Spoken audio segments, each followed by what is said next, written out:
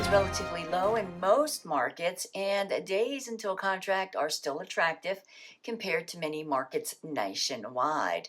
It's Friday, December 20th, 2024. I'm Kimberly Barton, broker owner of Kinetic Realty, Maryland's indie boutique brokerage. This is the weekly Maryland Market Minute. The market is expected to continue to see more inventory coming to the market in 2025, but slowly. The price growth should be moderate, but continues upwards with no expectation of price drops. New listings to hit the market dropped 10.5% with only 1,367 going live. Coming soon inventory inched up to 635. Homes going under contract slipped to 1,375 in 25 days. 1,439 homes sold this past week in 19 days at 99.3% list to sold ratio.